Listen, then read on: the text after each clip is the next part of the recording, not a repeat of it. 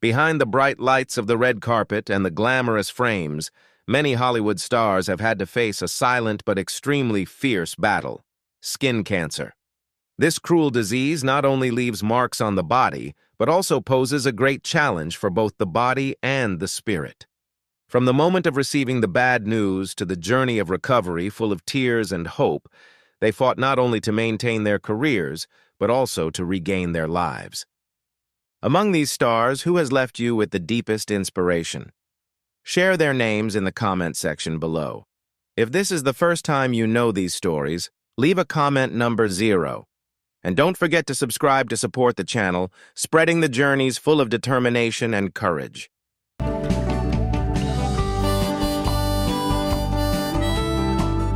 In 2022, Khloe Kardashian shocked the public by revealing a haunting truth. She had undergone surgery to remove a tumor on her face, marking her second time dealing with skin cancer. It all started with a small lump on her face that Khloe thought was just a stubborn pimple. She ignored it for months until she realized it was showing no signs of improvement.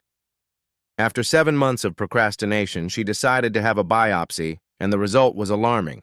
The tumor needed to be removed immediately. In fact, this was not Khloe's first battle with the disease. When she was just 19, she had a malignant tumor removed from her back, an early warning sign of a possible recurrence. Despite always taking care of her skin and using sunscreen every day, this diagnosis was still a big shock, reminding her that no one is truly immune to skin cancer. Khloe used her story to send a powerful message. Pay attention to your skin, and don't ignore the smallest signs. She urged everyone to get regular checkups and always protect their skin from the sun, an important reminder not just for her fans but for all of us.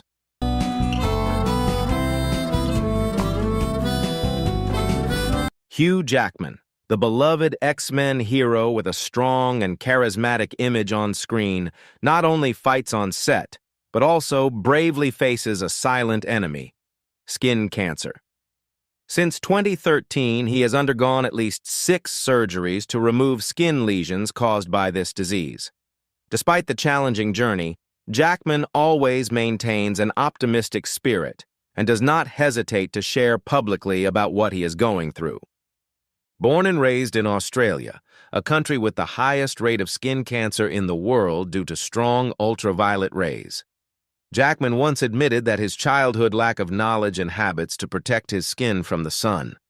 That made him one of millions of people who easily fell victim to this disease. The first diagnosis came as a shock, but it was also a milestone that changed his perspective on taking care of his health.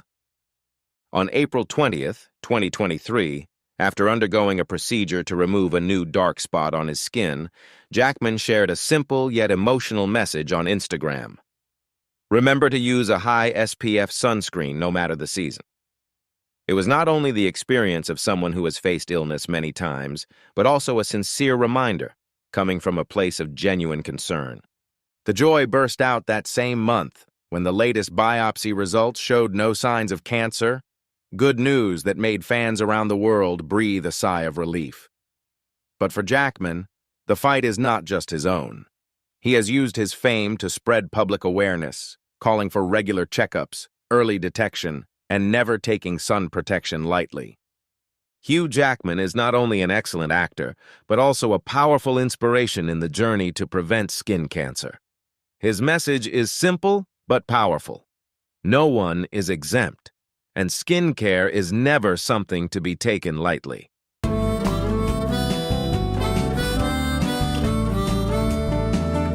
Teddi Mellencamp, star of The Real Housewives of Beverly Hills, has been on a roller coaster ride with skin cancer for years. She has undergone more than a dozen surgeries to remove malignant tumors, a process that has been not only physically challenging, but also emotionally taxing.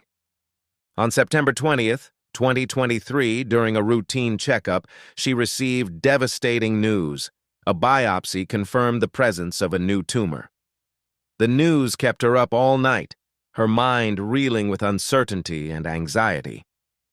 Teddi candidly shared that she could barely sleep as she bore the psychological weight of yet another diagnosis. Yet amidst the moments of confusion, she remained resilient. With the belief that early detection is the key to saving lives, Teddy constantly encourages people to take the initiative to get regular health checks, not to wait until it is too late to take action. Teddy's story is not only a journey to overcome illness, but also a strong warning about the silent dangers of skin cancer. Her courage, candor, and sharing spirit have become an inspiration to thousands of people, a profound reminder that health is the most precious thing, and that being proactive can be the deciding factor between hope and loss.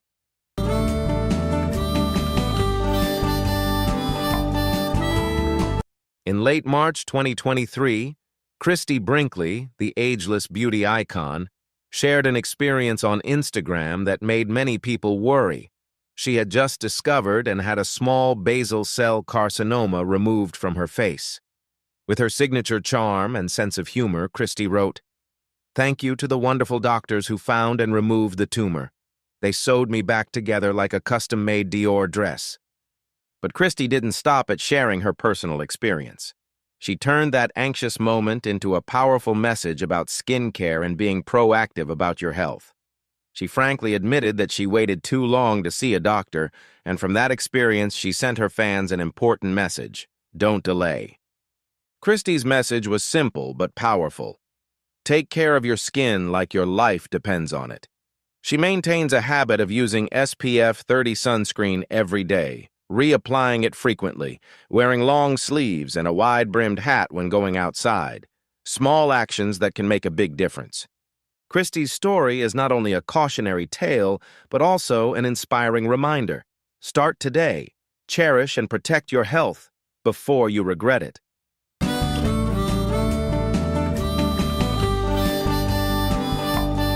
In a tragic loss, music legend Jimmy Buffett, the eternal icon of tropical rock, passed away in 2023 after many years of silently battling a rare and particularly dangerous type of skin cancer, Merkel cell carcinoma.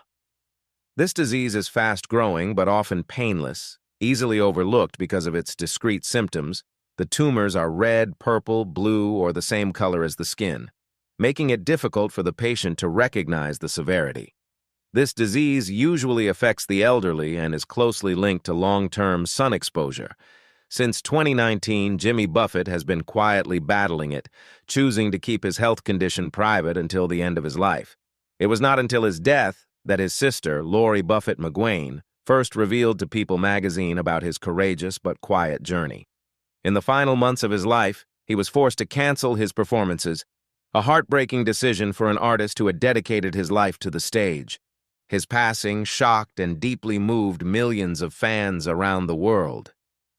"My brother brought laughter and joy to so many people," Lori shared with a tearful voice, a loving farewell to an artist who left an indelible mark on the public.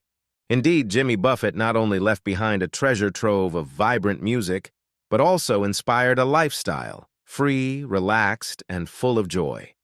His music is the gentle sound of ocean waves of memories, the soundtrack to happy moments on the sunny sand. His legacy will forever be the sunshine in the hearts of music lovers, never fading.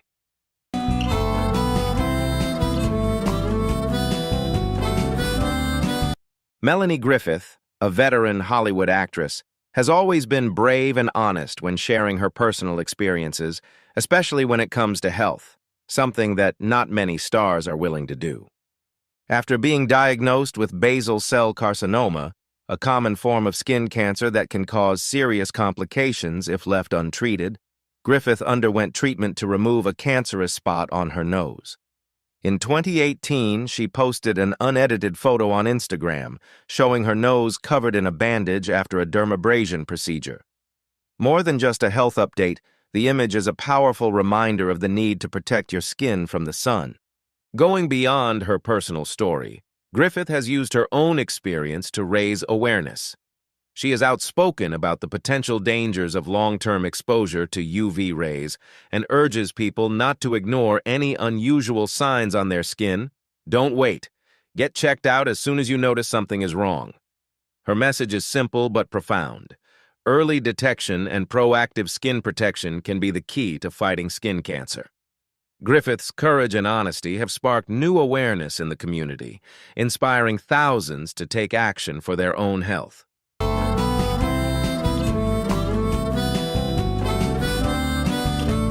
Diane Keaton, the immortal icon of Hollywood, not only conquered the audience with her acting talent, but also with her frankness and courage in sharing her personal experiences, including the persistent battle with skin cancer that she faced from a very young age. In an interview with the Los Angeles Times in 2015, Keaton revealed that she had overcome skin cancer twice, with the first diagnosis at the age of 21. But this was not just a personal challenge. It was also a haunting obsession throughout her family, as her father, brother, and Aunt Martha all had to fight this terrible disease. Keaton admitted that during her younger years, she completely ignored the warnings about the harmful effects of sunlight. At that time, the concept of sunscreen, or SPF, was almost non-existent in her life dictionary. It wasn't until she turned 40 that her family's experiences and losses completely changed her mindset, and she began a serious journey of caring for and protecting her skin. Today, Keaton never leaves the house without sunscreen in her bag. For her, it's an indispensable item, a symbol of the great lessons life has taught her. Diane's story is not only a powerful reminder from a big star, but also a testament to a simple but essential truth. It's never too early or too late to start protecting yourself from the silent dangers of the sun.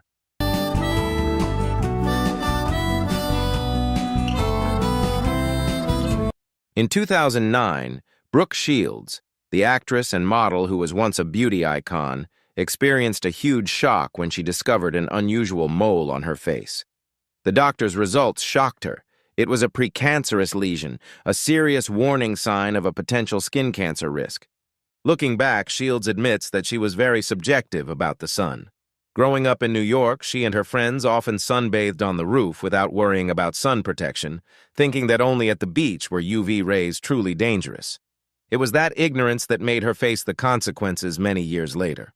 Although she had long since given up the habit of sunbathing, Shields soon realized that sun damage does not disappear. It just silently accumulates and can be revealed at any time.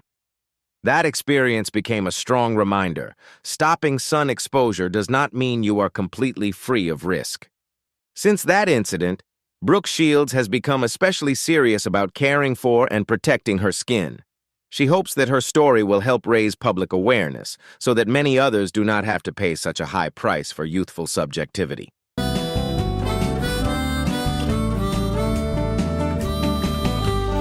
In December 2018, reality TV star Ariana Maddox shared a personal story on Instagram. In the humble post, she briefly mentioned that she had undergone a partial cancer removal surgery and a lymph node biopsy. However, behind that simple story was a shocking experience. She had come face to face with melanoma, one of the most dangerous forms of skin cancer. When she was diagnosed, the tumor was in stage 1. Fortunately, it had not grown deep or spread.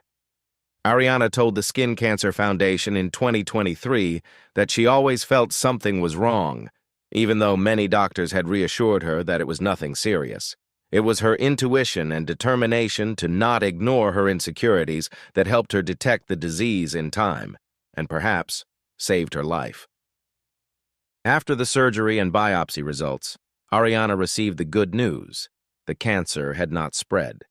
That shock became a huge turning point in her life, helping her not only overcome her fear but also become a strong voice calling on the community to pay more attention to protecting their skin. Now, Ariana absolutely says no to sunbathing, always carries sunscreen with her, and emphasizes a meaningful message. Skin cancer can develop silently, but early detection can save lives. She hopes her journey will give courage to those who are doubtful or worried. For Ariana, the biggest lesson is never to ignore your body. Sometimes, your instincts are the strongest warning.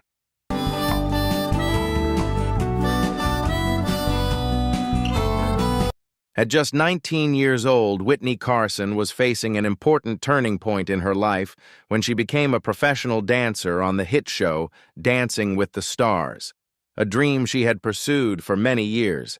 However, right when her career was on the rise, she received shocking news. She was diagnosed with melanoma, one of the most dangerous types of skin cancer. That moment not only shocked Whitney, but also filled her with pain, especially for a young girl, full of health and followed by the whole of America. She felt pressured to maintain a strong image, not letting anyone see the confusion or fear inside. Behind the stage lights, Whitney quietly underwent surgery to remove a malignant mole and lymph nodes to prevent the cancer from spreading.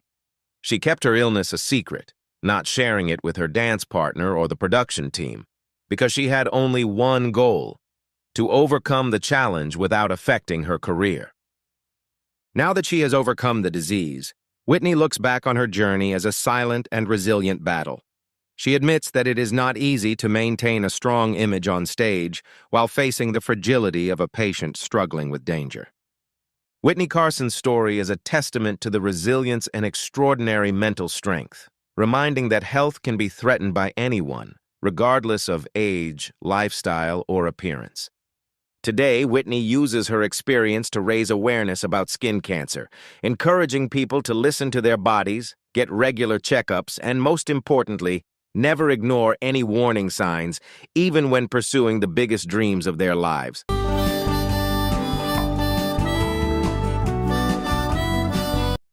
In 2020, Bravo star Andy Cohen surprised many when he revealed that he had been diagnosed with melanoma, an extremely dangerous form of skin cancer.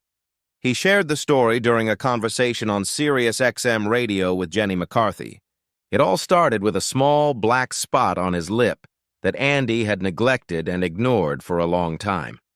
But it was the deep concern of his close friend Kelly Ripa, a famous MC and longtime companion, that changed everything. Kelly advised him to go to the doctor immediately because she felt that the black spot was not normal, and she was right. The skin cancer diagnosis shocked Andy, and he saw it as a serious wake-up call. Before that, he loved sunbathing to keep his tanned skin healthy.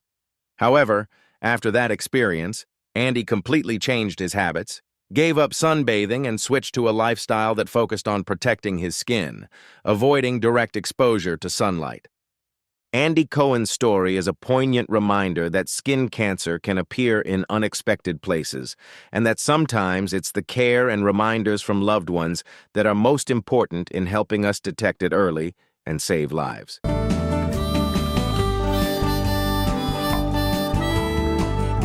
In March 2024, gaming icon and YouTube superstar Richard Tyler Blevins, better known as Ninja, shocked his fans when he revealed that he had been diagnosed with melanoma, a serious form of skin cancer, after a seemingly simple routine skin check.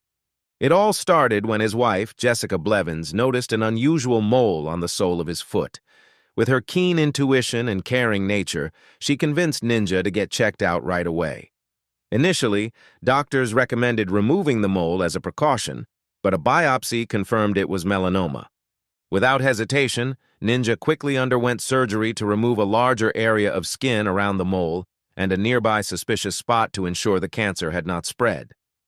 Fortunately, doctors believed that the disease was detected in its early stages, opening up great hope for treatment and recovery. Not only for Ninja, but also a powerful message to the millions of fans who have always followed him. With a wide influence, Ninja has turned his story into a practical call to action. Pay attention to your skin. Never ignore unusual signs. He emphasizes the importance of regular skin checks and affirms that early detection can save lives. Ninja's frankness and courage have turned his difficult personal experience into a source of inspiration and awareness for the community, leaving a deep impression in the hearts of fans, not only as a top gamer, but also as a resilient and determined person.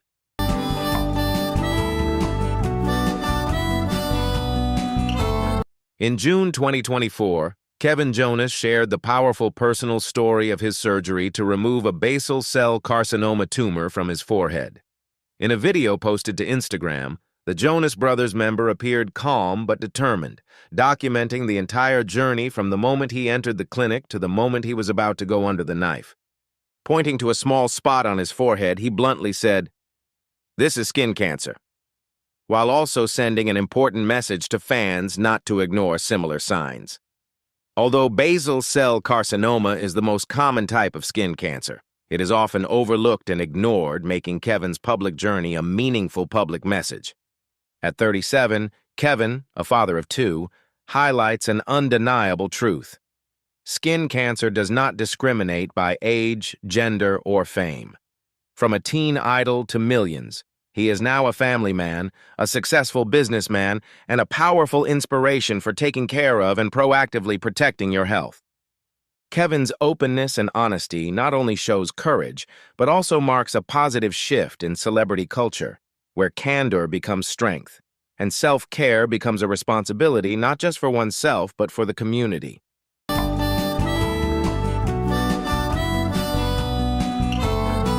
In 2008, Ewan McGregor shocked fans when he publicly underwent surgery to remove two cancerous moles from his face, one of which was located very close to his eye, an extremely sensitive and dangerous area.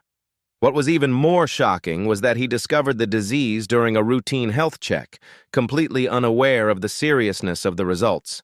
Timely advice from doctors saved his life when they ordered the immediate removal of the unusual moles. A shining star of Moulin Rouge and Star Wars, McGregor is known for his glamorous, strong, and free-spirited image, from his deep acting roles to his cross-country motorcycle adventures. However, his quiet battle with skin cancer has revealed a very human, vulnerable side of him, proving that even in the spotlight, health is still something that cannot be taken lightly by anyone. Beyond the Hollywood spotlight, McGregor is a devoted father of five, a passionate philanthropist, and a strong supporter of Scottish culture. His experience with illness has not only strengthened his resilience, but also deepened his life journey, affirming that true strength lies not only in his on-screen performances, but in the courage to embrace and share his most personal challenges.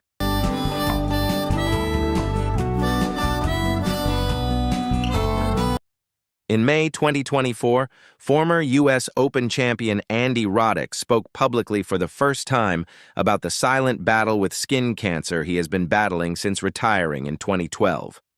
In an episode of the Served podcast, Rodic candidly revealed his treatment, which included having a squamous cell carcinoma removed from his lip a few years ago and a recent laser treatment to repair sun damage. The redness and inflammation on his face that fans had been wondering about now have a clear answer. With the resilience of a champion, Rodic is not sharing his story to seek sympathy, but to raise awareness of skin cancer in the community. He has a special message for young athletes and parents, warning them about the dangers of the sun and the importance of protecting their skin early. After thousands of hours of playing under the harsh sunlight of tennis courts, Rodic uses his own experience to convey a meaningful message. Never underestimate the power of the sun. Start taking action to protect your health today.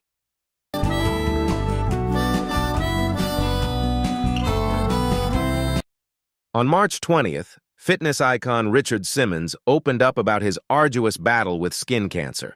In a heartfelt Facebook post, he revealed that he had just discovered an unusual lump under his right eye.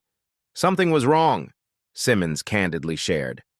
Acting on his intuition, he quickly went to a dermatologist and received an unexpected diagnosis: basal cell carcinoma.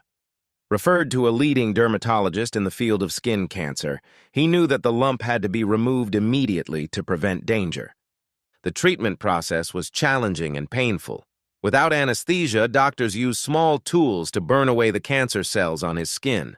Simmons did not hesitate to share the burning, excruciating pain, showing the honesty and approachability that fans have always appreciated about him. However, the first round of treatment was not enough to completely eliminate the cancer cells. Some malignant cells remained, forcing Simmons to return for further treatment. Despite the pain, he was resilient and determined, not even shedding a tear this time, but gritting his teeth and getting through it. At the end of the post, with a mix of drama and hope, he left two short words: "To be continued," both worrying his fans and adding strong motivation to his journey of fighting the disease.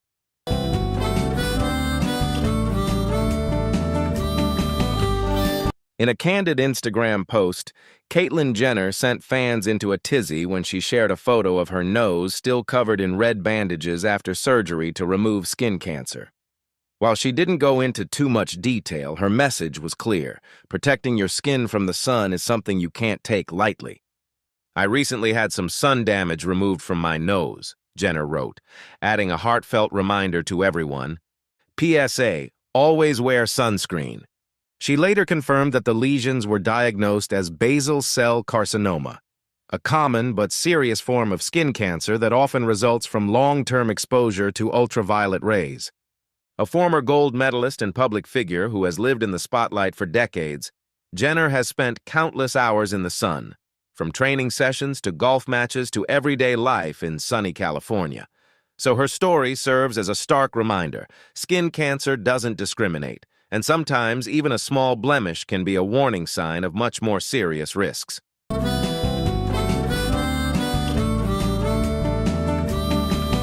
In 2024, reality TV star Harry G decided to share some important and meaningful news on TikTok with his fans. He had just been diagnosed with skin cancer. The former Too Hot to Handle and Dancing with the Stars contestant made no secret of the truth, openly admitting that there was no easy way to break the news, but he felt the need to speak up in the hopes of helping others.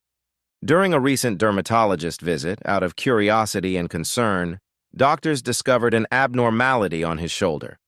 It was skin cancer, something Harry had never expected. Strangely, the area had been there for over a year or two without him knowing. While reassuring fans that he would be fine, Harry took the opportunity to urge everyone to focus on self-care, protecting their skin from the sun and regularly checking for unusual signs. With his down-to-earth, humorous style, he also quipped, "If you're a little freckled frog like me, map your moles and get them checked." With a subtle blend of sincerity and humor, Harry G turned a scary diagnosis into a powerful awareness message, reminding audiences that early detection can save lives, and that no one, no matter how young or healthy, is immune to the risk of skin cancer.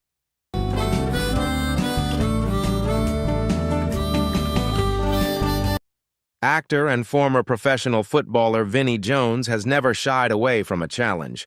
But in 2013, he faced the toughest battle of his life when he was diagnosed with melanoma, a very serious form of skin cancer. In an interview with the BBC, Jones looked back candidly on his years in the sun on the pitch, when sunscreen was never a part of his routine. Despite spending hours exposed to harsh UV rays, he neglected to protect his skin, something he now admits was his biggest mistake. Jones stressed that footballers often don't use sunscreen, a habit he believes all athletes should adopt.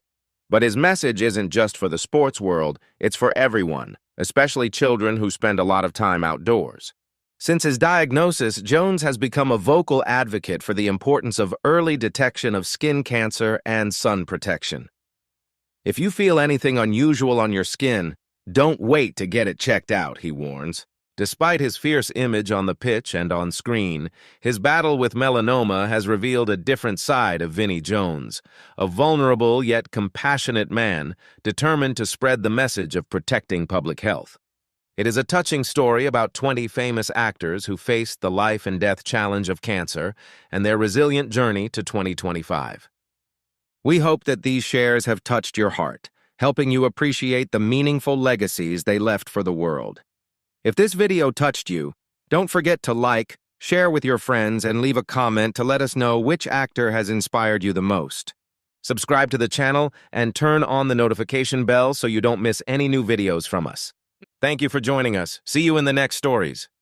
The cast of the Monsters series has brought audiences not only laughter but also warm moments through the image of an unusual but affectionate family.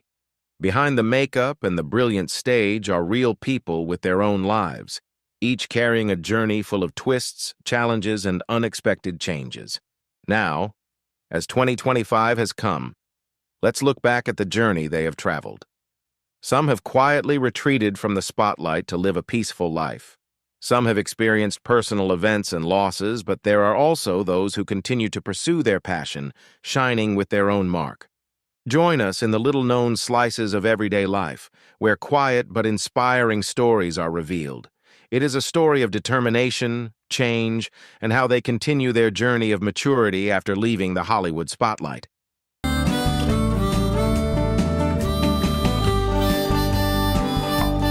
Fred Gwyn, who played Herman Munster, the tall, clumsy, but benevolent character in the 1964 series The Munsters, was only 38 when he brought audiences a Frankenstein-like image that was both approachable and lovable. With his impressive physique and charming humor, Gwyn turned Herman into an unforgettable icon on the American small screen.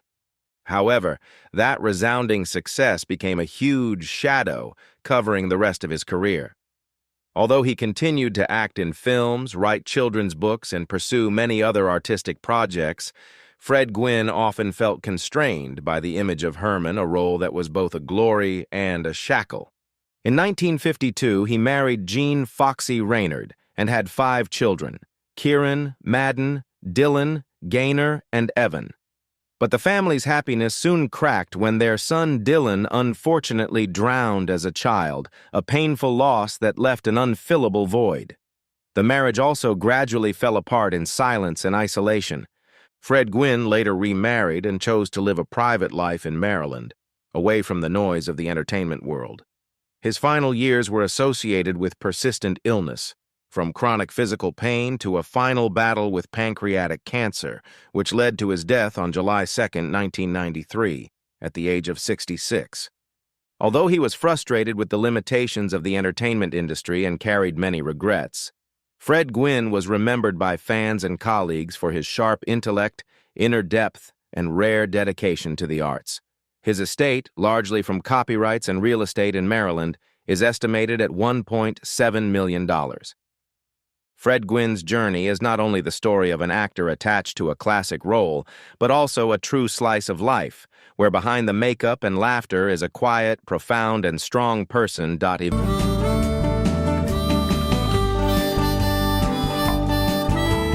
Ivonne De Carlo, who plays Lily Munster, the mother with a mysterious, elegant, and gothic beauty, was 42 years old when she appeared in the series The Munsters. In contrast to Herman's adorable naivety, Lily is the embodiment of calm and sophistication, acting as the peaceful place and the heart of that strange family.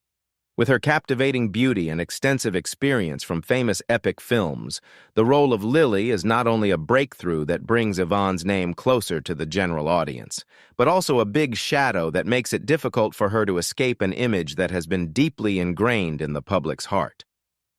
Before becoming a television icon, Yvonne married stuntman Bob Morgan, a love that was once full of hope but gradually cracked after a serious accident that caused him to lose a leg during filming. That shock not only destroyed Bob physically, but also left many mental scars, gradually eroding their relationship. They had 2 sons, Bruce and Michael, but financial and life stresses later in life caused their relationship to fade. After her peak with the Munsters, Yvonne De Carlo's aura began to fade. She continued to appear in a few small films and regularly attended fan events, but the spotlight was no longer as bright as before. In her final years, she lived modestly in a small apartment in Woodland Hills, California, where she suffered several strokes before passing away on January 8, 2007, at the age of 84. Although once a highly sought-after star, Yvonne lived quietly in her later years, her remaining assets estimated at less than $100,000. A simple but respectful ending for the woman who once lit up the silver screen with her unique beauty and charisma. Yvonne De Carlo's legacy lives on, not only through her iconic image of Lily Munster, but also through the resilience and unmistakable elegance she brought to every role and every aspect of her life.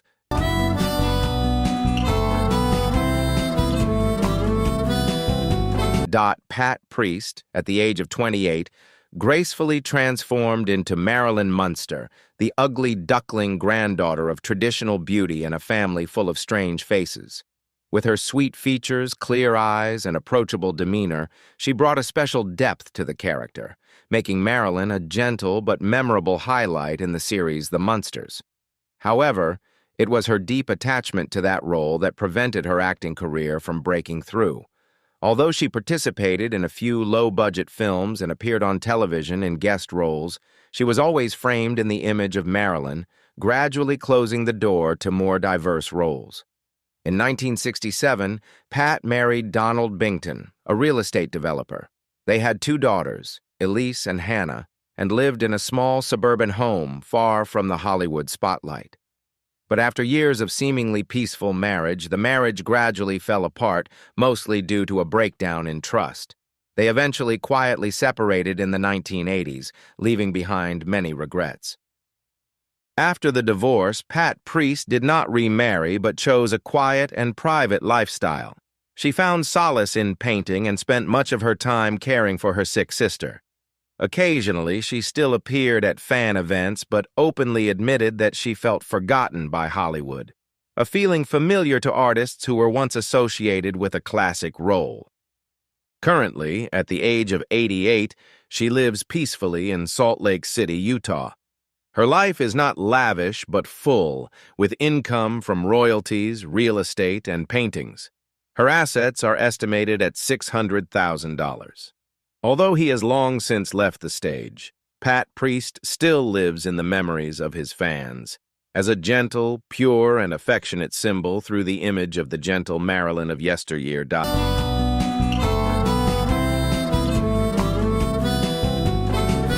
Chet Stratton, 49, brought a friendly and approachable image to his role as Clyde Thornton, Herman Munster's beloved colleague in the hit comedy series The Munsters. With a solid background in theater and television, he was one of the most respected veterans in the industry, although he never really achieved the aura of mass fame. After leaving the series, Stratton had difficulty finding meaningful roles, and most of his later roles were only brief appearances on television or in local theater. He was married to Loretta James, a talented dancer from Broadway musicals. The two had a son named Raymond. However, when Raymond grew up, the relationship between father and son became strained. Raymond changed his name and cut off contact, leaving a large void in Stratton's heart that could not be filled. At the same time, mounting financial pressures, coupled with frustrations over his unfulfilled career, pushed him into a dark period. He began abusing alcohol while battling depression and loneliness. A serious incident occurred in 1968 when he attempted to end his life. Although unsuccessful, the attempt left permanent nerve damage in his right hand, forcing him to retire from the stage, which had been the greatest love of his life. In his later years, Chet Stratton lived a simple life in a small rented apartment in Los Angeles, almost quietly withdrawing from the limelight.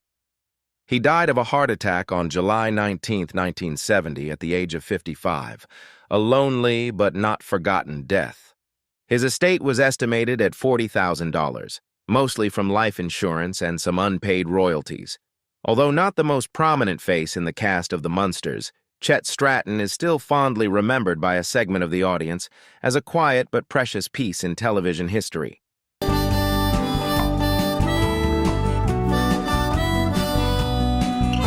Harvey Corman, 42, made a brief but memorable appearance in The Munsters, playing a psychiatrist with his trademark comedic style.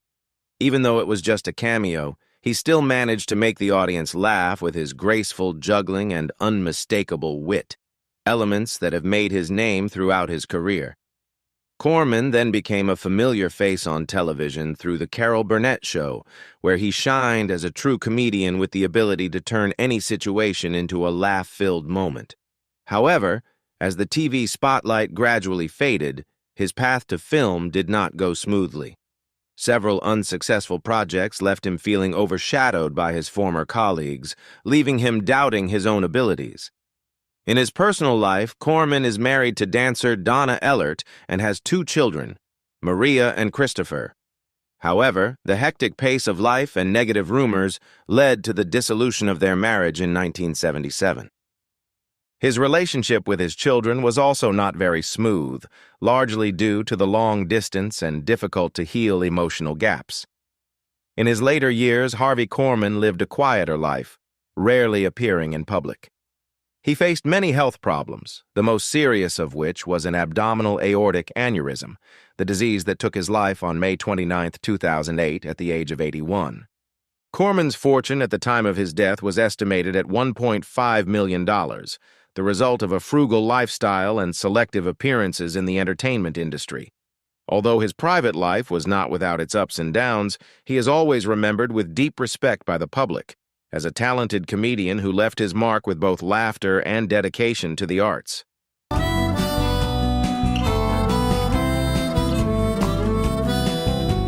Al Lewis, who played Grandpa Munster with his mischievous eyes, quirky looks, and characteristically talkative voice, was 41 when The Munsters first aired.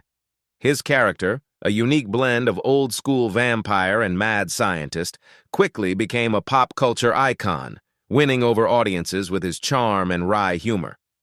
However, his huge success was a double-edged sword. He was stereotyped as a monster grandfather, which led to a slowdown in his acting career and strained relationships within the cast. After leaving Hollywood, Al Lewis was not afraid to branch out into new areas. He became an independent politician with many notable statements and tried his hand at the restaurant business, although most of his projects did not achieve the success he had hoped. In his personal life, he married actress Karen Ingenthron. Their marriage lasted for many years, but was not without its ups and downs.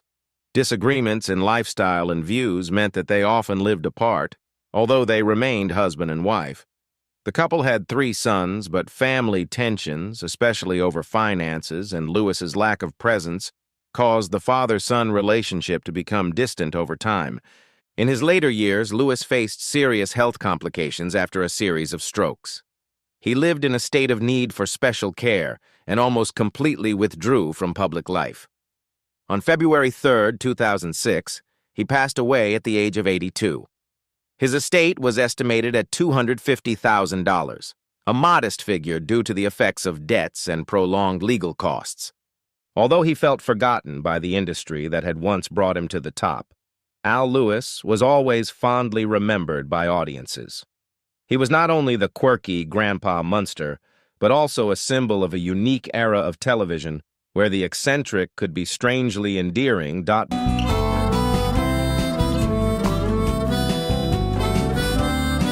Butch Patrick was only 11 years old when he took on the role of Eddie Munster, a werewolf boy with a sly smile and distinctive pointed ears. This iconic role not only made him a familiar face on television, but also left a deep impression on many generations of viewers. However, the halo of his youth also left a huge shadow, causing Patrick to struggle to find a direction for his career for decades to come. After the Munsters ended, Patrick struggled to escape the image of Eddie to assert himself as an adult actor. However, those efforts did not bring the desired results. He gradually slid into a series of days struggling with addiction, times in rehab, and appearing in low-budget horror films, mostly just to make a living rather than to build a career. In 2010, Patrick married Layla Murray, but the marriage only lasted a few weeks before quietly breaking up. Rumors of financial strife and disagreements in his personal life have kept the story in the spotlight. He has not remarried and has no children.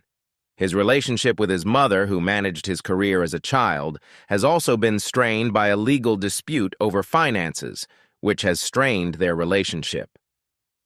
Patrick's life has since been disrupted by several public relapses and legal troubles, including a DUI arrest. At 71, he lives a quiet life, relying largely on income from fan events, royalties, and appearances related to the Munsters.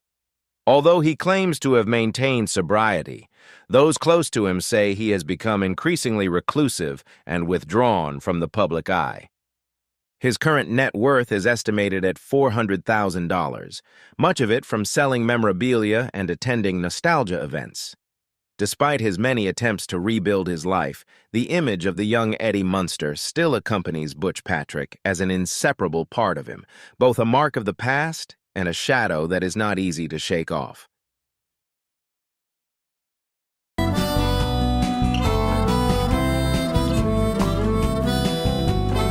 Beverly Owen was only 27 when she first appeared on the small screen as Marilyn Munster, the beautiful, charming, and unusually normal granddaughter of the eccentric Munster family.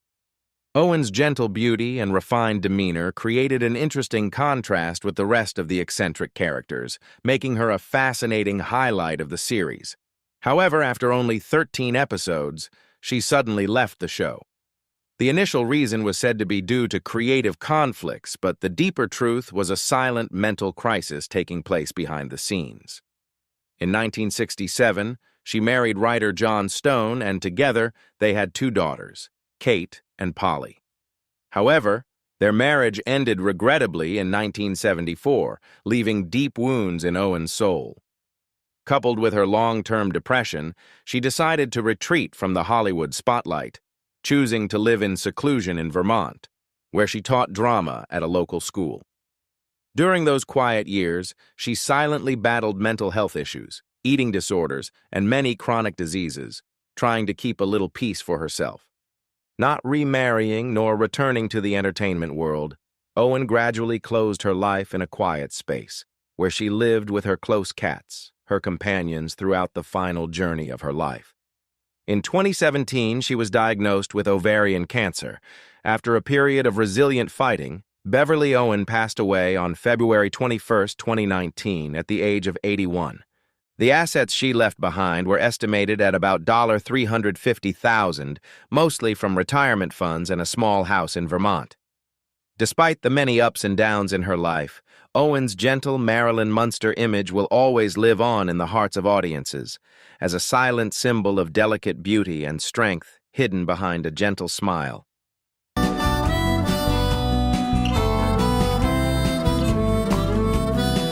Paul Lynde, who brought laughter as Dr. Dudley, the nearsighted and confused doctor of Herman Munster, was only 38 when he took on the role in The Munsters. With his trademark wit, sharp acting style, and rare comedic charm, Lynde quickly made a mark on television audiences and had an admirable career.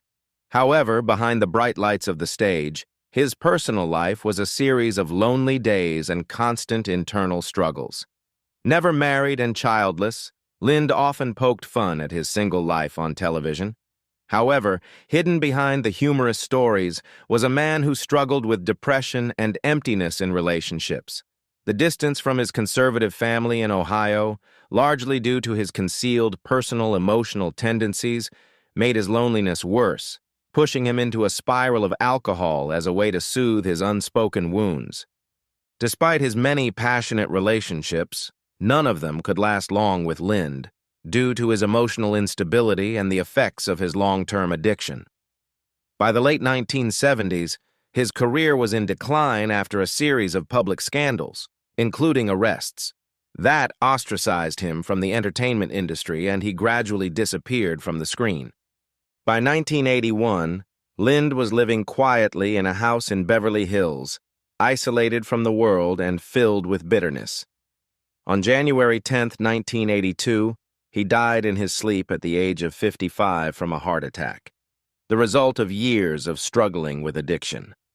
Despite his illustrious career and the love of millions, his estate at the time of his death was only about $400,000, much of it wiped out by debt and legal troubles. Paul Lynde left behind a brilliant artistic legacy, but also a sad story about the dark corners of fame, where laughter is sometimes just a veil for deep loneliness.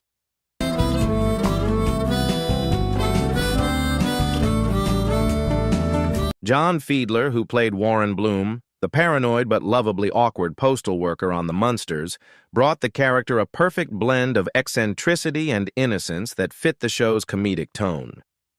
Though widely known for voicing Piglet in Winnie the Pooh, Feedler had a soft voice and reserved demeanor, but his life was filled with emotional turmoil.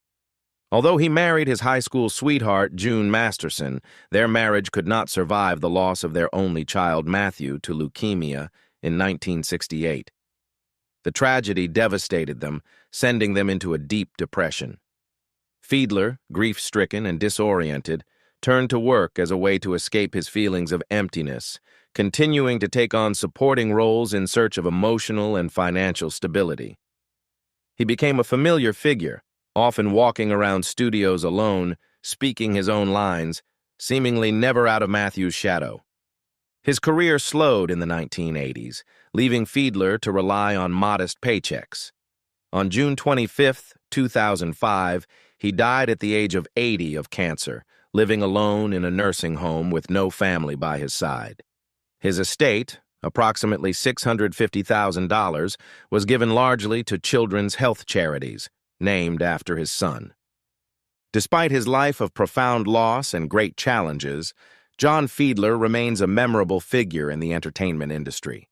Especially for those who loved his distinctive voice and his charm in animated films, Feedler will forever be a part of the hearts of fans.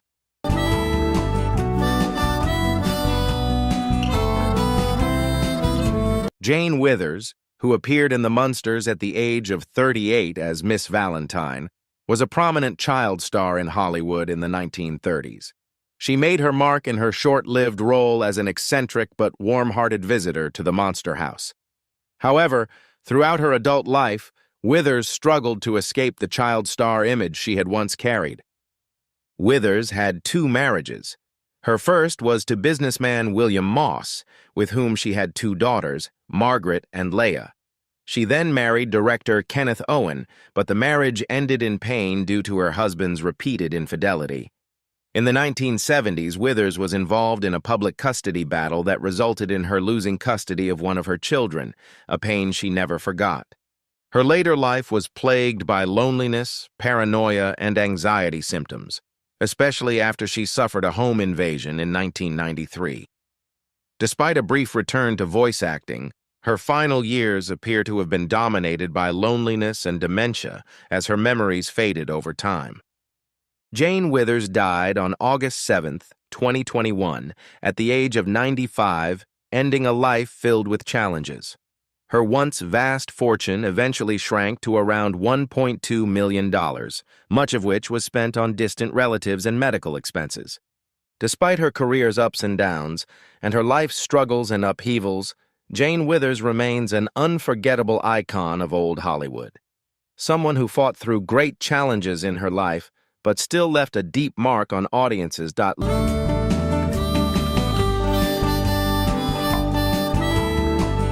Louis Nye, at 39, played Dr. Dudley in The Munsters, bringing a certain chaotic charm and awkwardness to his character, creating a distinctive comic image.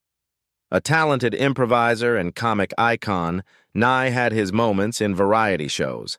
However, his career after The Munsters was unstable, as he was often associated with neurotic or comic roles, which prevented him from pursuing his dream of taking on more serious roles. Nye married Broadway dancer Edie Connors in 1953, and they had a son, David. However, their marriage grew distant as David became isolated due to Nye's strict parenting and long absences. Although the relationship lasted into the 1980s, their love faded, and Edie lived apart in their home. Nye's career also declined, and he suffered financial hardship due to failed investments in theatrical projects. In 1999, Nye suffered an accident that left him partially paralyzed, leading to chronic pain and isolation in his later years. He died on October 9, 2005, at the age of 92 from complications of lung cancer, although he had never smoked. His estate, decimated by medical bills and poor financial planning, was estimated to be worth only $300,000 at the time of his death. Much of it was consumed in a protracted will dispute between his son and his wife. Although Nye's life and career didn't quite turn out as expected, he is still remembered as a part of a legendary show, an actor who brought memorable comedic moments to fans.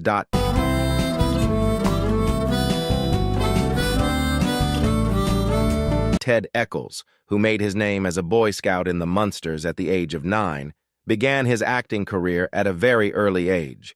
He continued to assert his talent with the film My Side of the Mountain, 1969, where he showed remarkable abilities. However, despite a promising start, Eckles' career did not take off as he had hoped. As an adult, Eckles struggled to maintain a position in the entertainment industry, with some of his projects not achieving the popularity he had hoped for. His personal life was also tumultuous. He went through 2 marriages, but both were short-lived, largely due to his unstable career and personal problems. The first marriage ended in a painful divorce, while the second, although it lasted longer, eventually fell apart due to emotional distance and struggles with depression. Eckles has no children, and his family life has always been strained, especially as he has become increasingly private. Now 69, he continues to work behind the scenes in the entertainment industry, primarily as a producer and director. Despite his many challenges, Eckles has remained quiet and relatively private. His net worth is estimated at $1.5 million, largely from the production companies he owns.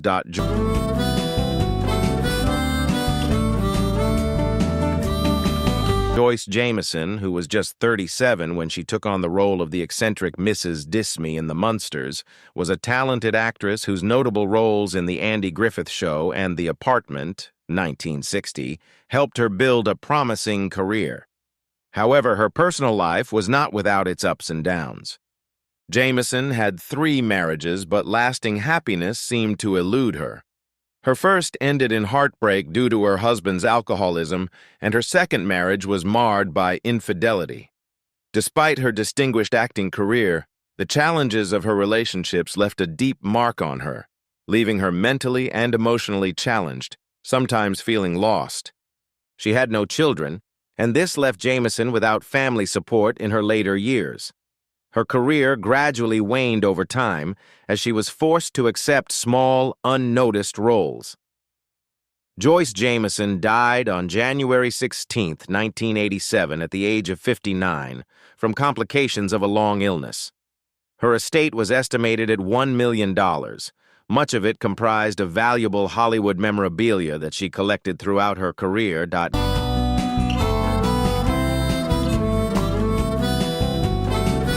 Gavin Mloud, 33, appeared in The Munsters as a cafe owner in a brief scene, marking the start of his long acting career.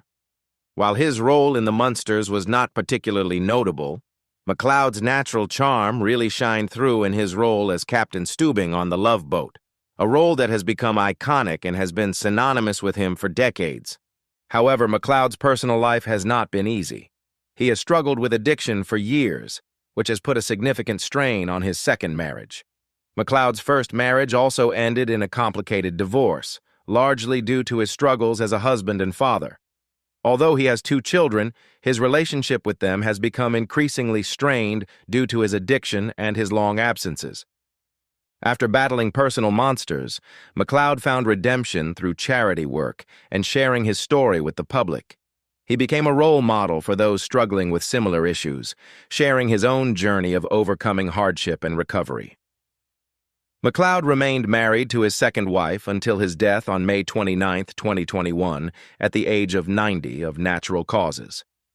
Although his life was not always perfect, Gavin Mloud will always be fondly remembered, not only for his role on The Love Boat, but also for his image as a resilient man who overcame challenges to find peace.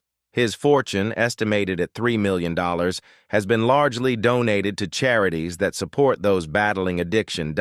When I learned that some of the cast members from The Munsters are no longer with us, I was deeply moved. They were not only cultural icons, but real people with their own challenging stories and lives. Their passing is a huge loss for the fans and community who loved the show. However, their legacy, memorable roles, and their impact on the entertainment industry will live on forever. If you also love The Munsters and want to know more about other interesting stories, don't forget to leave a like, subscribe to the channel, and hit the notification bell. Thank you for joining us and supporting us. Beneath the once magnificent exterior of the mansion, the entire house now seemed to have been swallowed up by time and neglect. The lower floors were flooded, plaster was peeling off the walls, and the entire structure seemed on the verge of collapse. Papers, books, and piles of debris were strewn everywhere, all of it giving the impression of a place long abandoned, with no sign that anyone had ever lived or cared for it. When a search warrant was issued for Rick Harrison's home, many thought it was a routine financial investigation, a check on business transactions, or some suspicious activity. But things quickly took a different turn when FBI agents entered the basement. Behind the heavy door sealed with new bricks was a dark secret that no one could have predicted. When the door was broken, what they found was not just a body, but the beginning of a series of horrifying truths that no one could have imagined. If this story makes you curious and want to discover more surprising mysteries from real life, don't forget to like and share this video with your friends. Leave your thoughts in the comment section below. And if you haven't subscribed to the channel, don't forget to subscribe and turn on the notification bell so you don't miss any stories. Now let's explore the secrets hidden behind the darkness of silence.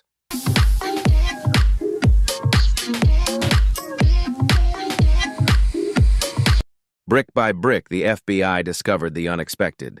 Dozens of bodies scattered in the suffocating darkness. The stench was so terrible that many agents held their breath to continue their work. But as the identification process began, the whole truth gradually emerged, and the case quickly became the focus of international media.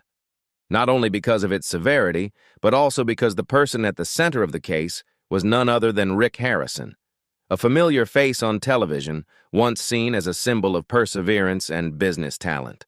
What made a beloved character become the focus of this terrible investigation? The answer is not simple. What was hidden behind the flashy facade was a mysterious underground network that Rick had kept hidden for years. The investigation did not begin with a big shock, but with strange numbers in the financial report.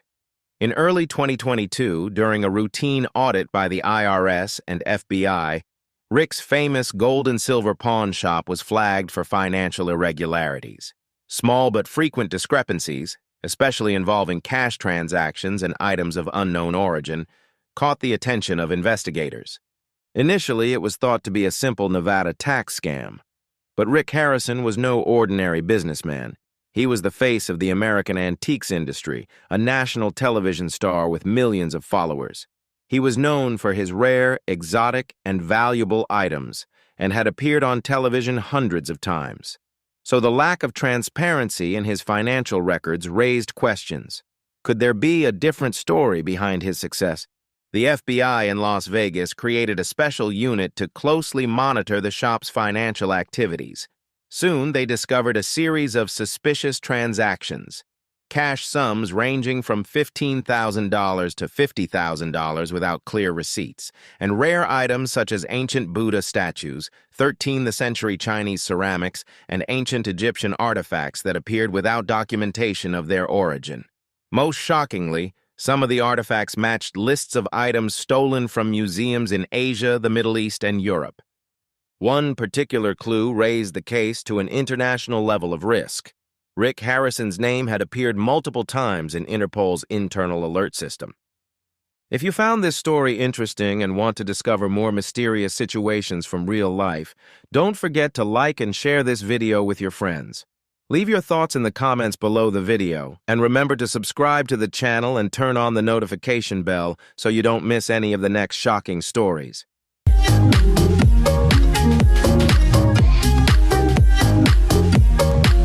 Three valuable artifacts found in Rick Harrison's shop before being auctioned off in Los Angeles have left authorities stunned. According to an internal FBI report, the items matched lists of stolen property and armed robberies in Syria and Jordan. The items mysteriously disappeared from conflict zones, only to reappear in Las Vegas months later under the guise of being legitimate. As investigators began digging into the financial records of Rick Harrison's business, a complex web of transactions began to emerge. The proceeds from the sale of these antiques were funneled through multiple layers of bank accounts, through shell companies based in Belize, Cyprus, and the British Virgin Islands, before being returned to the United States as personal investments. In less than 2 years, the repatriated money had exceeded $4.7 million. The discovery completely changed the FBI's approach. They no longer saw this as a simple tax fraud, but as a global money laundering operation, with Rick Harrison possibly playing a key role. The investigation expanded, this time focusing on high-profile customers who frequented the store. It was there that agents made a shocking discovery. At least 5 people who had made major transactions with Rick between 2017 and 2021 had mysteriously disappeared. To this day, the disappearances remain unsolved, and none have ever been mentioned in any official documents related to Rick Harrison. Although there was no direct evidence linking Rick to these cases, a series of strange coincidences forced the FBI to secretly monitor him for 6 months. The focus of the surveillance was his residence, a 10,000 square foot mansion in a quiet suburb of West Las Vegas. The mansion is protected by a state-of-the-art security system, but what caught the attention of the investigation team were the unusual nighttime deliveries. Large, unmarked wooden crates were delivered by unmarked trucks, with drivers with dubious records, including previous investigations into the illegal antique trade. What made the agents even more suspicious was that at least 3 areas of the mansion did not appear in the original blueprints. This suggested that these spaces were likely built to hide something from prying eyes. With a series of unusual evidence accumulating, an official search warrant was issued on April 17, 2024. When the FBI stormed the mansion, what they found left the investigation team dumbfounded. From seemingly small financial clues, they opened one of the most shocking cases in the history of American reality television, involving a wide range of serious crimes, from money laundering to cultural artifact smuggling to suspicions of involvement in mysterious, unsolved disappearances. Rick Harrison, once beloved for his image as a polite, knowledgeable businessman with a friendly smile, is now at the center of a shocking case. His double life has shaken the faith of millions of fans and made everyone wonder, behind the spotlight of reality television, how many secrets have never been revealed.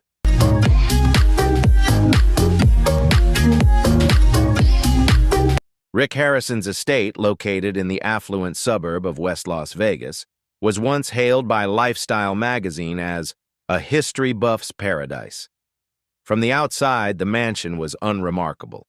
It sat on more than 2 acres of land, surrounded by tall iron gates and shady trees. Out back was a large swimming pool and a 4-car garage. Every detail exuded the understated elegance of a millionaire television personality with refined taste and an enviable private life. But beneath the glitzy exterior was a secret that FBI agents later described as an architect's nightmare. With an official search warrant and the assistance of a forensics team, the FBI raided the property in the early morning hours of April 17, 2024. Initially, they expected to find only a few financial documents and contraband artifacts, but the reality far exceeded all expectations. Upon entering, an indescribable feeling washed over the team. Despite the luxurious and carefully decorated interior, the mansion exuded an eerie coldness, not in the temperature, but in the atmosphere. Everything seemed as if no one actually lived there. Several rooms were draped in heavy curtains and showed no signs of life, giving the impression of abandonment.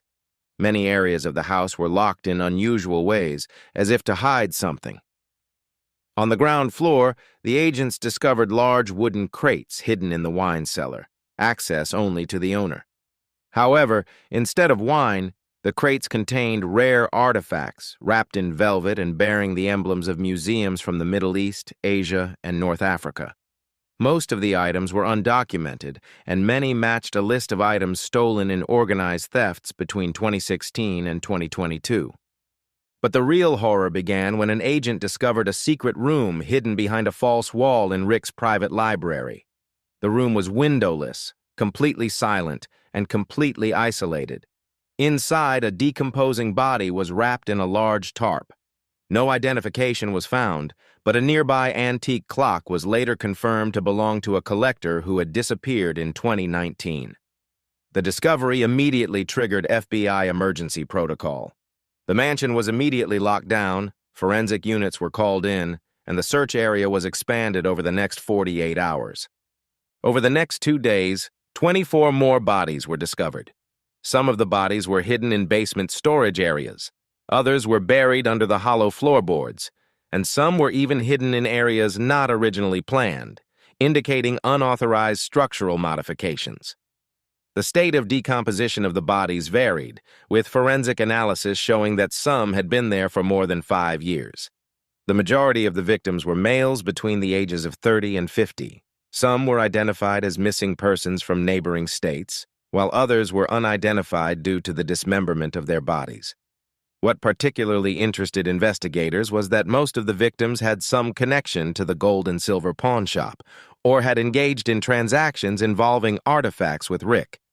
This connection further raised suspicions about the true nature of Rick Harrison's activities.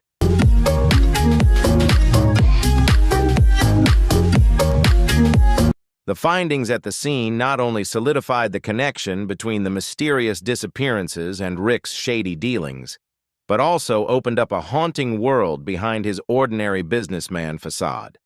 Among the evidence collected, hundreds of handwritten notes were found, believed to be Rick's own personal diary. These pages were filled with his thoughts, assessments, and plans about the people involved in important deals. Some passages were chilling. "He knows too much to let him survive," or "high risk, but it could be worth it." The cold, calculated language of these lines led investigators to conclude that Rick Harrison was not just an antique dealer, but a dangerous individual whose actions were meticulously planned. The next disturbing discovery was a room called the Secret Gallery, located deep in the basement. The room was completely soundproof, not connected to the main electrical system, and could only be opened with biometrics. Inside, investigators found a strange sight: photos of the victims, personal items, identification papers, and many items that were believed to have been kept as tokens after their disappearance. Many considered it a bizarre memorial, but to the FBI it was clear evidence of an obsessive mentality, where an individual tries to retain power and memories of each person who has disappeared. When arrested, Rick did not panic. According to one agent, he remained calm, cool, and did not resist, silently observing as the mansion that had once represented his fame and success was sealed off. It was this calmness that reinforced the suspicion that everything had been planned by Rick all along, purposeful, strategic, and kept completely secret. No one, not even family or friends, ever noticed anything unusual. The case quickly became a national media sensation. The public could not believe that a man who had been loved by millions on screen could have led a completely different life behind closed doors. Reporters and cameras converged on Las Vegas, crowding the gates of the estate, a symbol of luxury, now the center of one of the most shocking cases in reality television history. As the investigation progressed, the agents discovered that Rick Harrison had turned his home into a deadly maze where every brick, every door could hide a terrible secret. Even more terrifying, this man lived among those cruel memories as if nothing was wrong. 25 victims were confirmed, and what was unacceptable to the public was the way Rick continued his daily life as if those deaths had never happened. Death, in a way, has become part of the high-stakes negotiations, the dark foundation for a long career in the seductive world of antiquities trading. This has left society asking a profound and terrifying question. How could one person maintain two identities, one in the public eye and another living in the shadows of secrets, for nearly a decade without anyone noticing? And then, 3 individuals spoke up. They revealed the existence of an underground network, where Rick was not just a link, but the central figure.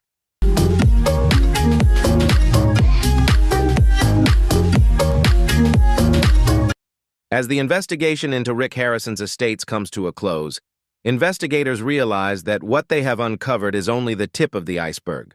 The rest may be far more extensive and dangerous than any previous theory suggests. The bodies found bear no signs of the out-of-control or impulsive behavior of a madman. Instead, every detail is calculated, orderly, and almost terrifyingly perfect. This leads the FBI to suspect that Rick Harrison may not be a lone killer, but a central cog in a sophisticated underground organization, an international criminal network where antiquities are just a cover and human life is the price paid to keep things running smoothly. From the electronic devices seized, including hard drives, private servers, and encrypted phones, the FBI discovers a closed communication system.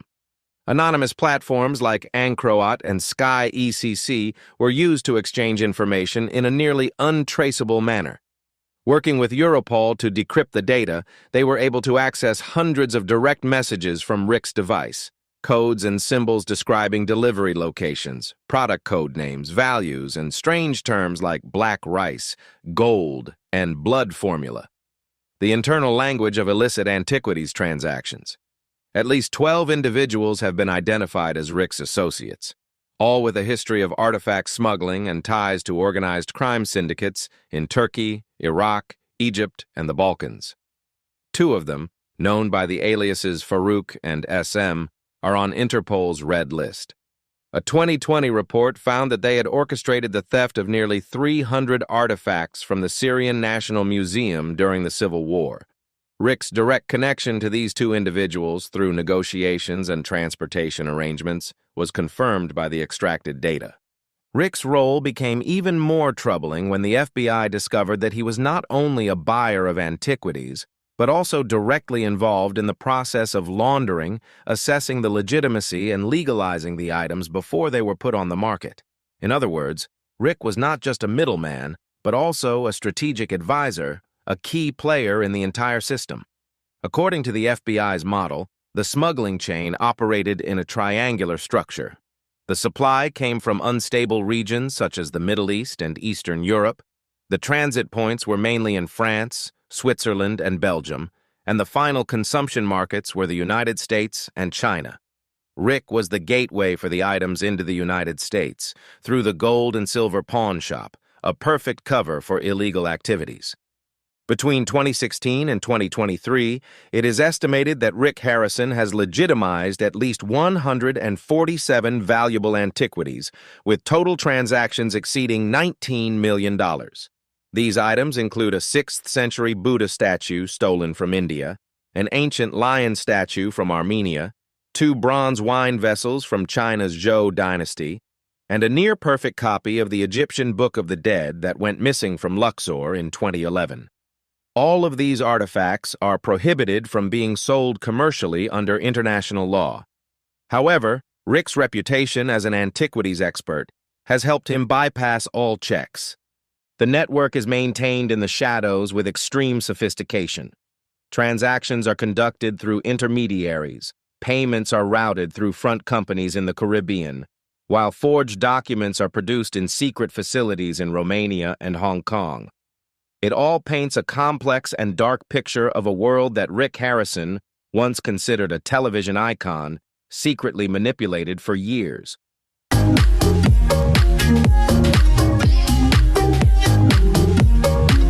Those who dared to challenge or question Rick Harrison about his activities mysteriously disappeared. The bodies were eventually discovered at the lavish estate Rick built with the proceeds of his shady activities. One of the most shocking cases was the disappearance of Javier Montes, a Spanish collector, in 2020. Javier had met Rick during an antiquities exchange, and according to his wife, he was concerned about the dubious origins of some of the items Rick had donated. He then disappeared without a trace. Javier's body was eventually confirmed as one of the 25 bodies found at Rick's mansion through DNA analysis of the remains. Another case involved Valerie Chen, a Canadian freelance journalist who investigated legal loopholes in the antiquities trade. Valerie disappeared after trying to approach Rick for an interview. The FBI confirmed that one of the female bodies found in Rick's mansion's basement matched her DNA. These disappearances paint a haunting picture of a man who not only eliminated his rivals, but was also willing to boycott anyone who could shed light on the criminal network he was part of. In a diary found at the scene, Rick once wrote a chilling sentence: "To keep the gold, sometimes you have to bury the person who mined it." This clearly shows the complicated relationship between life and death in the world he created. The FBI's investigation does not stop with Rick. His associates, who may have known or at least suspected the truth, are also brought in for questioning. Notably, a prominent New York museum consultant and an auctioneer who was once a prominent figure in the industry. Although no formal charges have been filed, suspicions have been raised that these individuals were involved in authenticating the illicit artifacts. The list of suspects is growing, but what makes the case more difficult is Rick's public image. As a popular television personality, Rick has cultivated a perfect image, a calm, authoritative historical expert. Viewers trust his appraisal skills and have no doubts about his credentials as an appraiser. He attends seminars, exhibits, and maintains close relationships with prestigious historical organizations. Any rumors about him are quickly dismissed, as no one would believe that someone like Rick would be involved in such a sophisticated criminal network. But what is more important is the nature of the global antiquities market. It is an area where the line between legal and illegal is almost indistinct. In many cases, authenticity depends not on paperwork or provenance, but on the personal reputation of people like Rick. He is not just a cog in the system. He is someone who knows how to adjust and change the rules of the game. The case of Rick Harrison has opened a significant turning point in the fight against cultural heritage smuggling. It is not only a personal scandal, but also a strong push for global heritage protection organizations. When the FBI released the evidence, the public was not only shocked by the number of 25 bodies found. People also asked a fearful question. How many other people have disappeared? How many artifacts are being illegally circulated? And in fact, how many famous museums are actually just part of the criminal network of which Rick Harrison is a key link?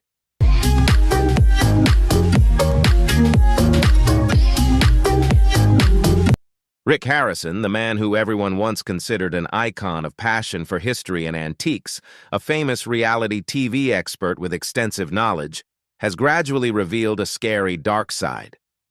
The truth behind that image has not only shocked the public, but also raised doubts about the legitimacy of thousands of rare artifacts that are currently being traded. Are the prestigious museums that we once trusted really cultural treasures, or just a cover for shady transactions? On the television screen, Rick Harrison is the ideal model of a smart, calm businessman who not only appraises antiques, but also tells fascinating historical stories. The audience loves him for his deep understanding and the humane stories he brings. But when the FBI raids Rick's mansion, a dark truth is revealed. How can someone maintain a double life for more than a decade, being both a moral icon and the mastermind behind a shadowy criminal empire? The answer lies in the way Rick has built a false life, controlling every aspect of his public image and what others think of him. In his mansion, he has created the perfect cover, a system of dual living, separating his public persona from his true, hidden self. Investigators find secret diaries that reveal a different Rick, exhausted by the pressure to maintain his image, and yearning for a private space where he can do whatever he wants without asking anyone's permission. One particular diary entry reads, "Everyone has a secret museum. Some display memories, some hide failures. Mine are full of bodies, but at least they don't lie." It was not a confession, but a cold, calculating admission. Rick Harrison did not deny the darkness in his mind, but learned to hide it, right under the spotlight, where people still hailed him as a hero. Criminal psychologists believe that Rick is not an uncontrolled killer, but a highly skilled manipulator. He lives a neat, cold life, maintaining a perfect cover between the public world and the dark underworld. It is this coldness that allows him to exist in parallel, appearing on television while only a few meters from where the victims' bodies are hidden. One of the characteristics of people like Rick is an obsession with absolute power, not only in action, but also in thought. Rick does not just smuggle artifacts, he wants to control everything, from the origin, the price, to the reputation of the seller. He tolerates no interference with his perfect plan and will eliminate these people as if they were a defective part on a production line, cold and unforgiving. During the investigation, the FBI discovered a secret room locked by a fingerprint recognition system accessible only to Rick. Inside was a strange collection. Personal relics of the victims, from watches and necklaces to airline tickets and hotel receipts. The FBI called it the crime archive, and for Rick, it was his true ledger. "I don't count money," he once wrote. "I count people who don't deserve to live." For Rick, collecting wasn't a historical passion. It was a way to preserve his dark exploits. Rick didn't kill to hide his guilt or lose control. He killed to remember. Each life he takes becomes a trophy, preserved not for glory, but to mark his dark triumph. For Rick, the collection is not a collection of antiques, but a fragment of erased lives. The fragmentation between his public image and his shadowy reality is not the result of personal shock or tragedy. It is the result of a process of reckoning, where a man learns to split his soul in two to operate in two worlds without anyone noticing.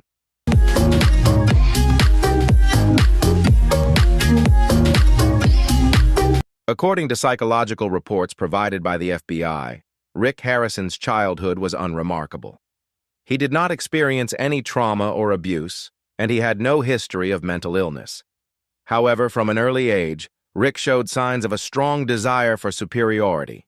He was always chasing victory, had a tendency to prove others wrong, and was uncomfortable when challenged.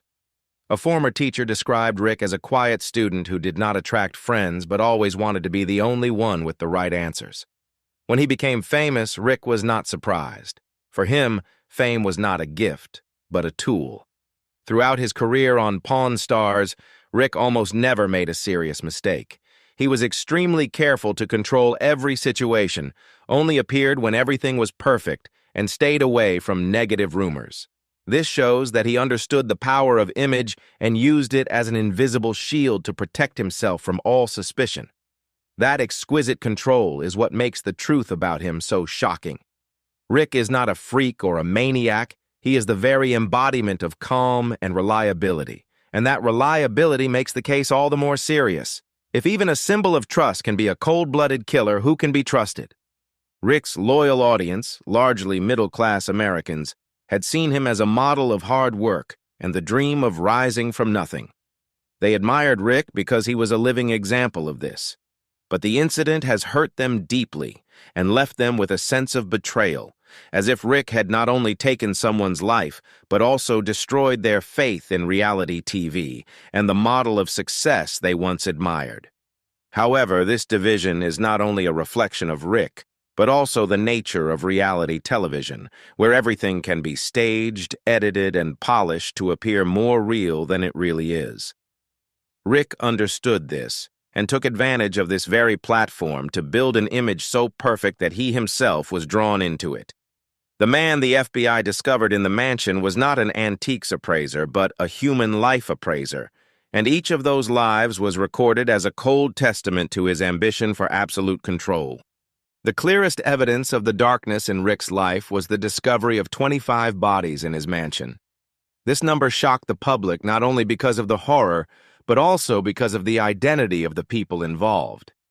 This was not only a shocking case because of its brutality, but also because the perpetrator was a familiar face to millions of American families, appearing on television for more than 10 years. And now, he has been exposed as one of the most dangerous and sophisticated characters ever known in reality television history.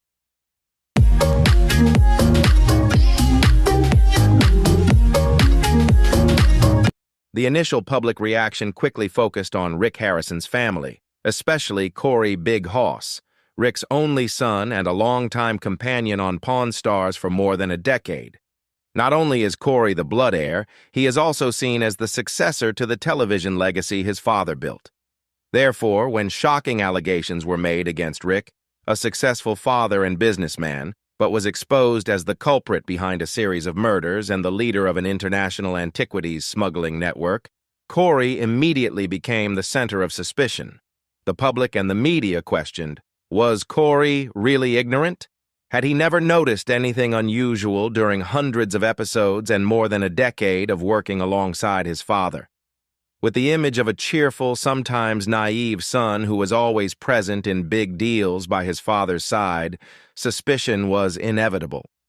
Public opinion was sharply divided. Some sympathized, seeing Corey as a victim of a family tragedy.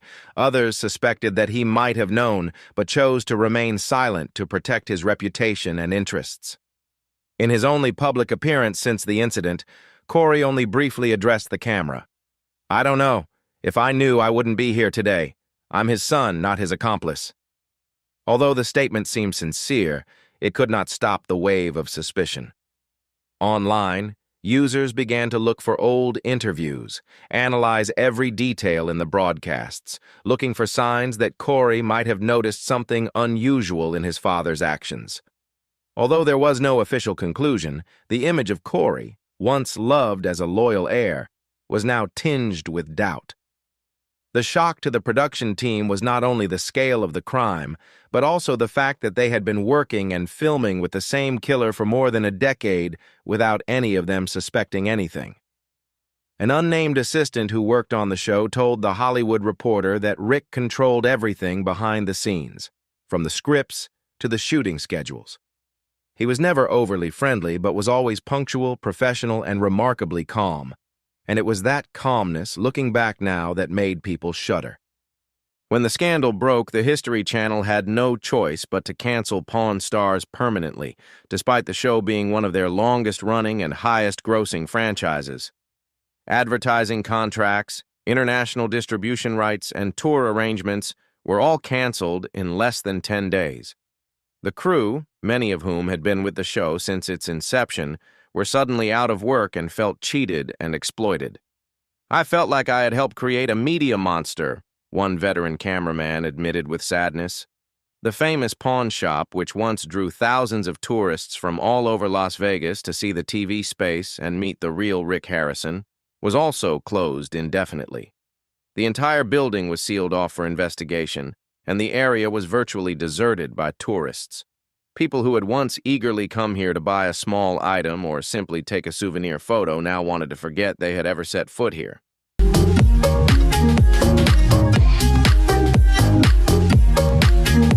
Rick Harrison's family quickly fell apart after the scandal broke. His wife, who had been a regular behind-the-scenes presence, suddenly disappeared from public view and is believed to have left Nevada. Rick's children, who had previously been relatively private, have also remained completely silent.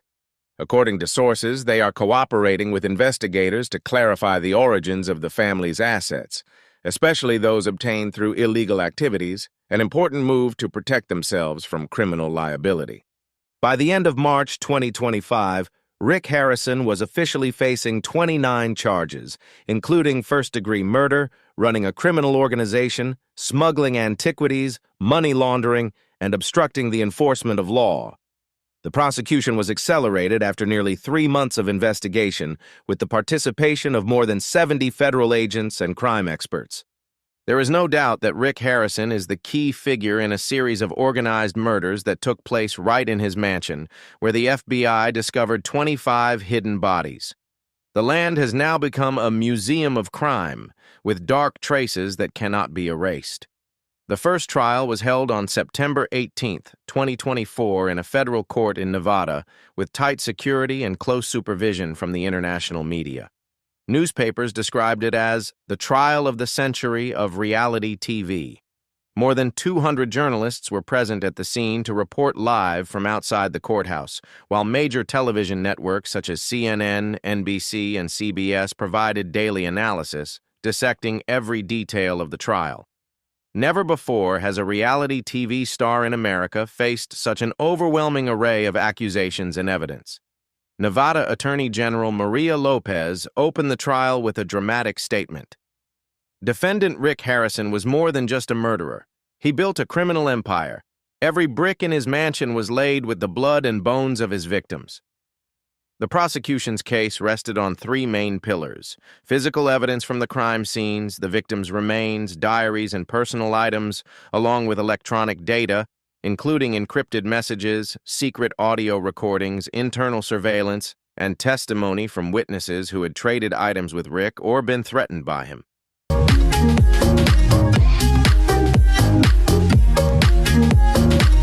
A shocking detail was revealed during the trial, leaving the courtroom eerily silent. A video captured Rick Harrison standing in the mansion's library in front of one of his trophy cases. In the video, he touches a necklace that was later identified as belonging to victim Valerie Chen.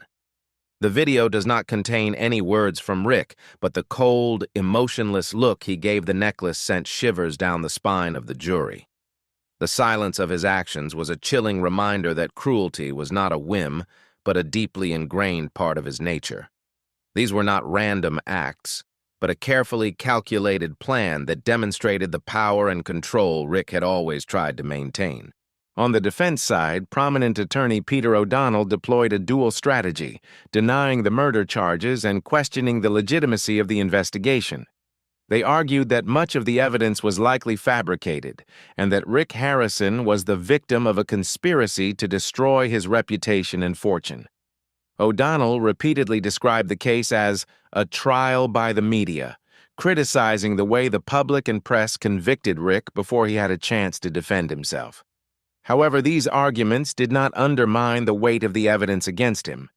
Eventually, the defense changed tack, suggesting that Rick may have suffered from dissociative personality disorder or untreated trauma. They argued that his actions may have been the result of an unstable mental condition. However, medical records and psychological evaluations conducted by the FBI refuted this claim, confirming that Rick was fully aware of his actions and had no history of mental illness.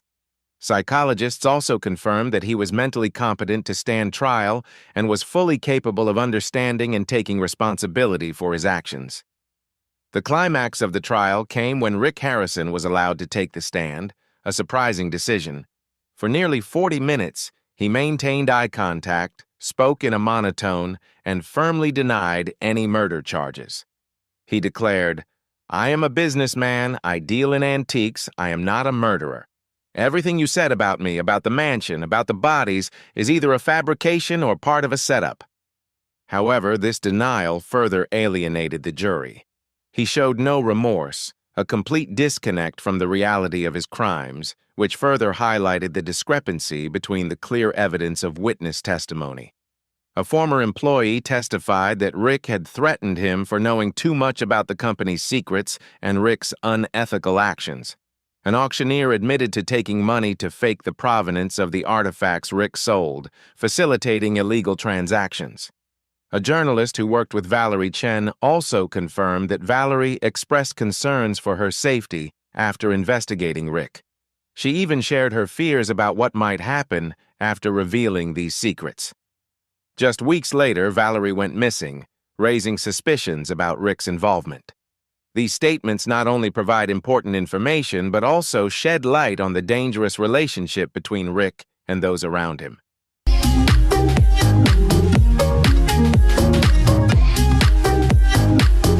Finally, after nearly 7 weeks of deliberation and more than 80 trials, the 12-person jury returned a unanimous verdict. Rick Harrison was convicted of first-degree murder of all 25 of the identified victims, along with charges of money laundering, money trafficking, and operating an international criminal organization. He was sentenced to life in prison without parole. The court also ordered the confiscation of all of Rick's assets, including his mansion, gold, silver, pawn shops, international bank accounts, and a multi-million-dollar collection of antiques. As Rick was escorted out of the courtroom, he did not look back, walking calmly as if accepting his fate. Not as a man who had been betrayed, but as a man with a deep secret. His blank expression was a symbol of his own destruction, and he quickly disappeared behind a steel door, taking with him a past that this country wanted to forget, but could not. From a famous television figure, Rick Harrison became a serial offender, a serial killer, and the ringleader of an international antiquities trafficking network. He not only destroyed himself, but also left a dark legacy on the world of reality television, as well as on the way the public perceives truth and trust. The case was closed. The verdict was handed down, but the cracks it left in the fabric of American society remained. From academic forums to media conferences to journalism classes, the name Rick Harrison has now become a symbol of the duplicity of public image. It is a reminder of the failure of both the public and the reality television industry to see only the shiny surface without delving deeper into the substance. What do you think about this incident? Which part of it made you cringe? Share your thoughts in the comments below. I would love to hear from you. Don't forget to like, subscribe, and hit the notification bell so you don't miss out on even more horrifying stories, because sometimes the truth is scarier than your imagination. See you next time.